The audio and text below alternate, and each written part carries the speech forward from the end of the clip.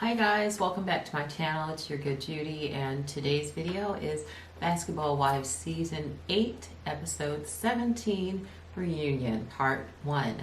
The drama continues. So guys, the show opens with everyone getting ready for the reunion, and this is become a common staple with reunion shows. We see it all the time on Bravo, on the Real Housewives franchise.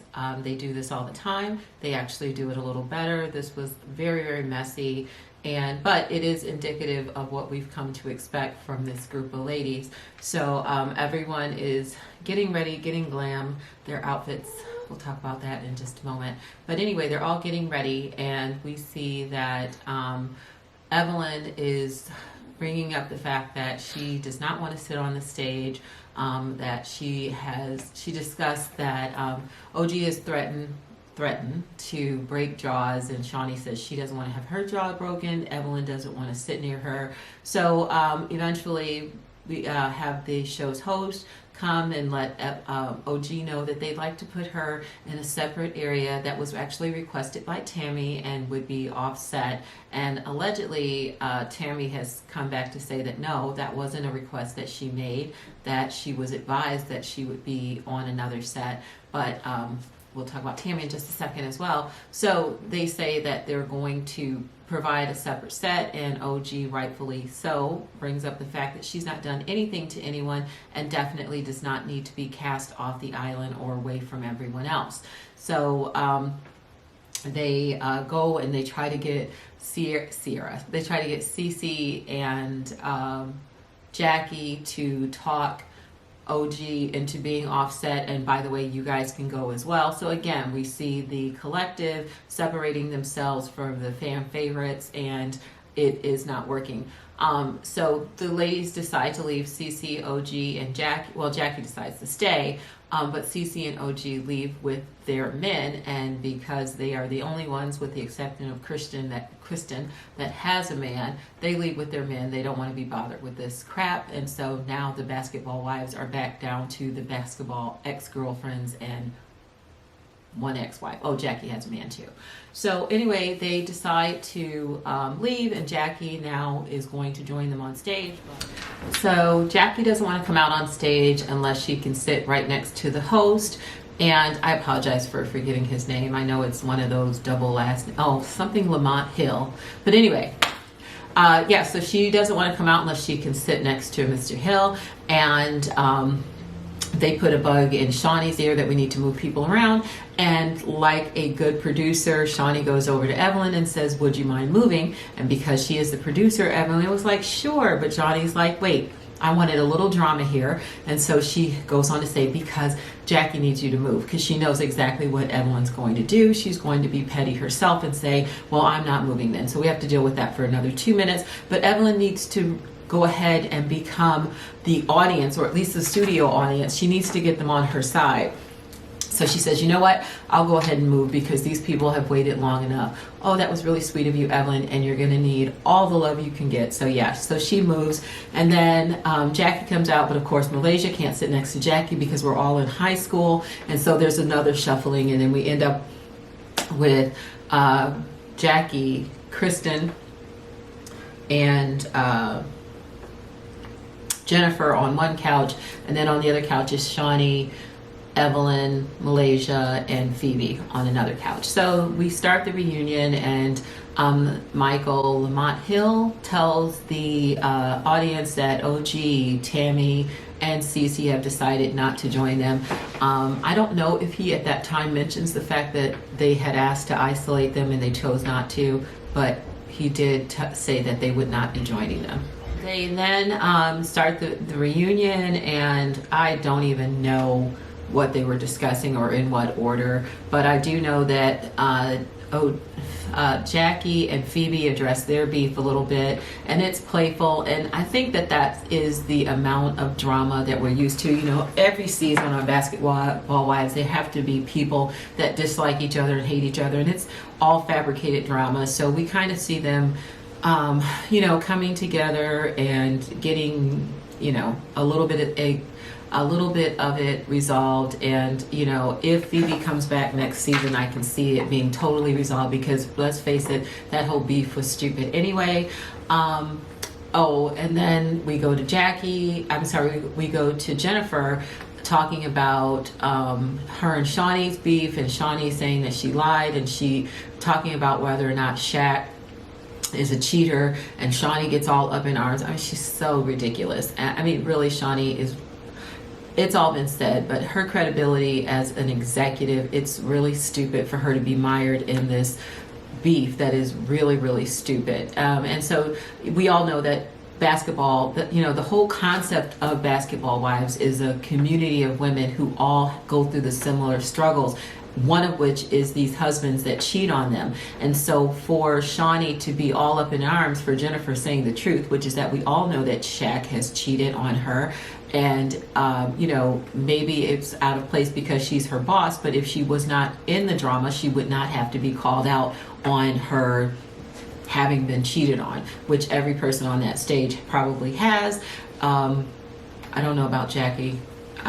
It's never come up, and the fact that it's never come up, and since these social media streets are so hyped, maybe she is one of the few that has never been cheated on. She definitely does try to work on her marriage to prevent that from happening. So we see that exchange, and then Shawnee gets up and leaves, and we don't know if she's coming back, but oh, what a surprise, she does come back, because she never was leaving.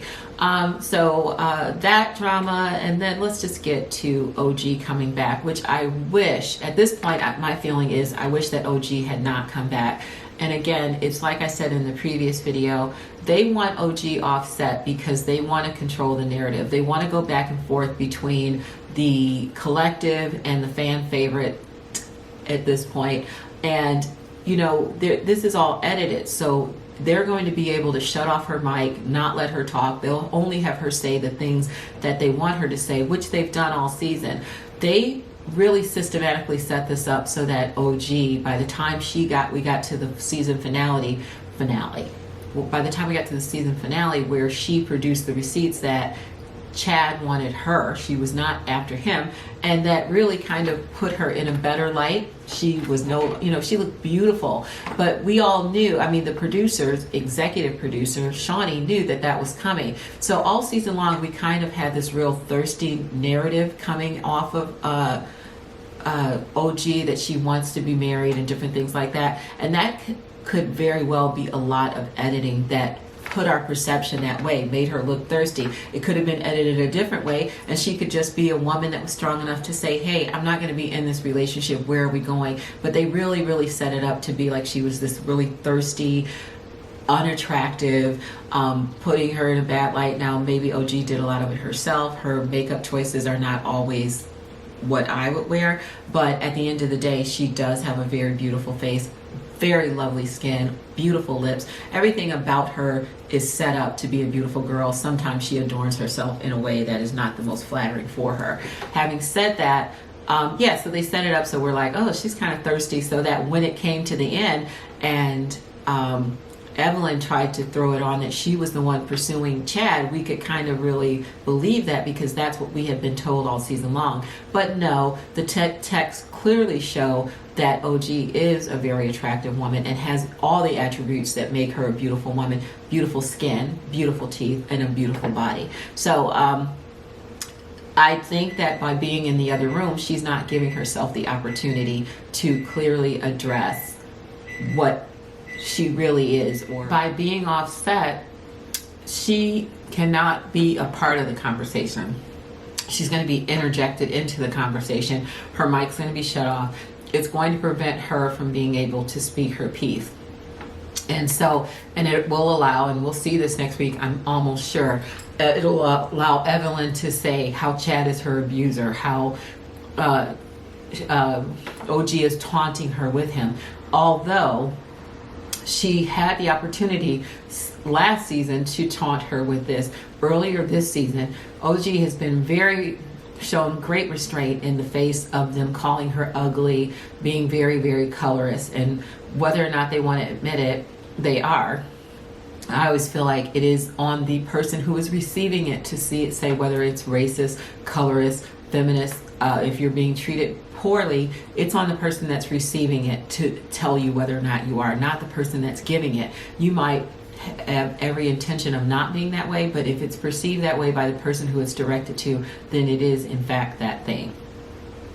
So yeah, and it was at that point that Phoebe says that she's far from colorist, that she never called her, it wasn't about color, she just thought that she was ugly. Okay, that's her opinion, and she mentions that she has a daughter that's very, very dark, and that it doesn't matter to her, and that her daughter, I forgot what word she used, and I did see a picture of her daughter, and she is quite dark, and she is a gorgeous girl.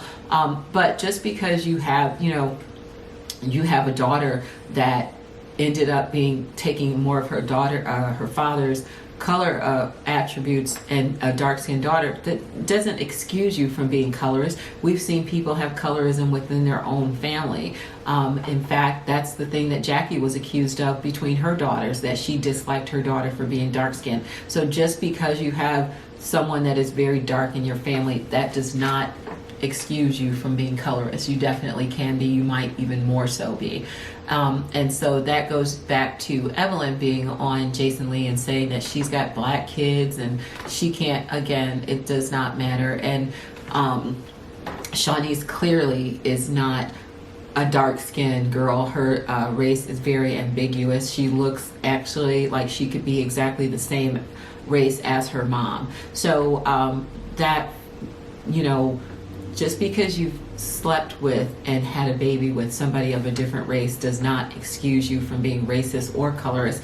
Let's just take a look at the slave owners. They slept with plenty of black, dark-skinned people who produced children that were biracial and that they hated and that they still made into slaves. So producing a child from a person of another race does not count you off the list of being racist or colorist. So that's kind of where things end. We did see Kwame come on stage with OG, and he was very taking up for her. A lot of people thought that it wasn't proper for him to be there, that he should just leave it to the ladies, or that like in other franchises that he should only come out with the men. But let's face it, only 3 people in that cast have a man. So when would they really, it doesn't really jive for this show because they don't have men in their lives. And I think that he was on there too to defend himself because there's a lot of defamatory things that have been said about him. So I'm interested to see where we go next week. I hope that OG is able to speak her piece and get everything out. If not, I think that it's the court of public opinion that OG, Cece, and Jackie have been victimized this season, and that whether or not they get to say it on the reunion, we stand behind you and we love you so much. And I love you guys too. Thanks so much for watching. Please leave a comment, and if you enjoy this content, subscribe to my channel. Thanks. Bye.